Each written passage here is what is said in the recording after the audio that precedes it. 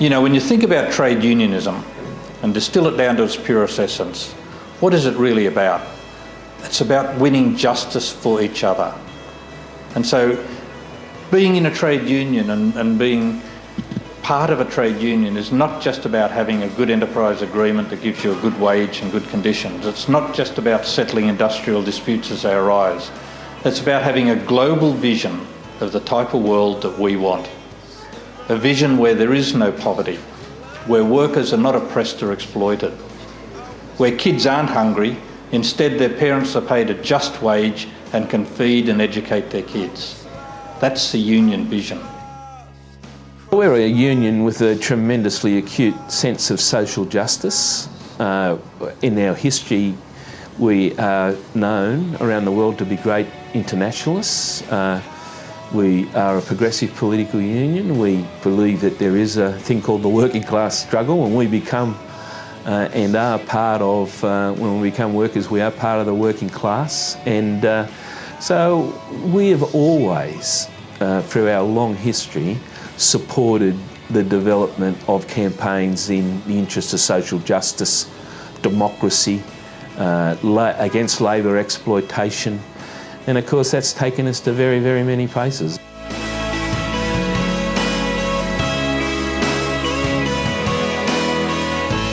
I was scared, tired and underprepared, but I'll wait for it. And if you go,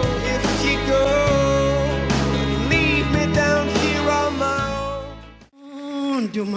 The union's always been involved in international aid, and this journey started in South Africa. And that's how we set up the Tas Bull International Aid Project. There was a number of key issues that we want to ensure at the start of the project that actually occurred. The first was that the project was ongoing and it continued into the future. The next thing was the involvement of the rank and file members and the importance of their involvement and them feeling part of it was theirs, because it is theirs. They'd always been generous in the past, and we saw that happen in the future, but was making the connection between international aid and them being part of it, rather than it just be a monetary put in to help, was what it all meant. And this connection was done with a number of ways. One was first a visit to South Africa with a number of rank and file members and officials, where we visited a number of the orphanages and the schools, and this touched them all. Don't disturb me, beautiful rain. Oh, come, never come. Oh, come, never come. Oh, come to me, beautiful rain. We went to a number of schools. There's 14 schools which a chap by the name of Clive goes out each morning. He buys bread. He gets the bread cheap because it's not fresh, it may be a day or two old. And he then takes the bread around to the 14 schools that he's involved with.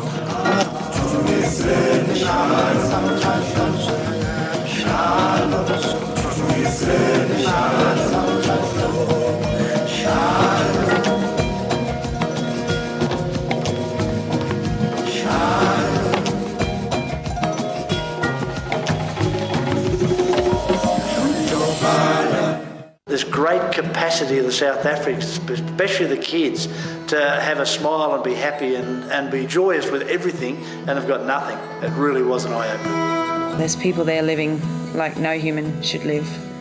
A couple of pieces of corrugated iron and a couple of rocks is a house to them, where they share a portaloo with 20 other families. These children in these AIDS orphanages, I think there was 25 children and 18 of them have AIDS. They're living without parents in the most basic of situations. The enormity of the poverty over there, the enormity of the amount of work they've got to do in the coming years to overcome that. And I think out of all that was the visit to the schools in Cape Town to see the lack of equipment, materials, the basic needs for education. The class divide between the poor in South Africa, going through Soweto, seeing the shanty towns, it just how lucky we are to kind of live in Australia. It was a huge eye-opener, something that you'd like to take your children to go and see, to realise how lucky they really are. I couldn't understand or couldn't come to grips with how they survive. You know, like the most common thing for a kid to look into a fridge and say, well, there's nothing to eat, Dad. When they look into their fridges, there is nothing in the fridge. When we left Durban Airport, we went through Shanty Town, which went for about 30 kilometres, 10 kilometres deep, sort of, and maybe 500,000 people living in these conditions, no electricity, no water, you know, just in Shanty Town, yeah.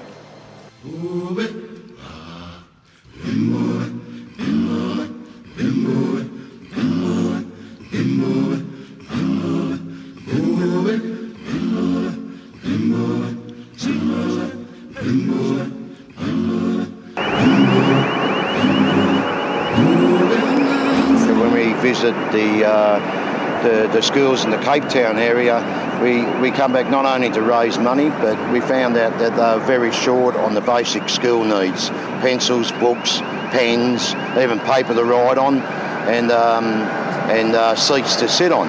You know, I went to one school, they didn't even have a blackboard, you know, so we got blackboard painting there, and we got masonite, and we got chalk. This is the first container of many. SAF Marine has pledged at least 3 containers a year. It's ongoing, it's just not a one-off, it's an ongoing thing that we're committed to, you know, going forward.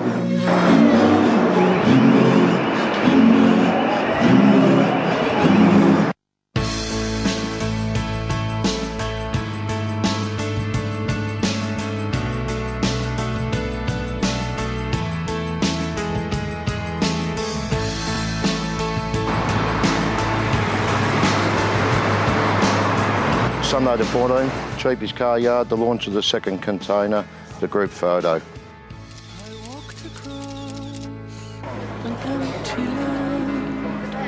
Well, we're here today for the launch of the APHEDA year and also the container project that we've done for South Africa. This is going over to one of the poorest schools in the Cape Flat region. Cape Flat region, probably not too known to many people, but it's like one of the biggest shanty towns of the Cape Town area. This container will go over to help these kids in this particular school, the David Christian Moravian School in Cape Town, and it'll be of a great benefit for those children who only get fed when they go to school, unfortunately, but it'll make their life a little bit more prosperous and hopefully help out within their educational years. This is a day long coming. It's been a lot of work put in by the branch. The branch feels privileged to put this function on. We've got a great team of activists here, and we're really proud for the program to continue. Really particularly proud because we've got our old-time veterans here that are going to witness that the work continues, and it's been a great day. We've got probably 80 to 100 people. Bushy Lang's done a fantastic job on the container, and we're going to celebrate very shortly and have a few beers and get this container to South Africa so we can concentrate on the next part of the program.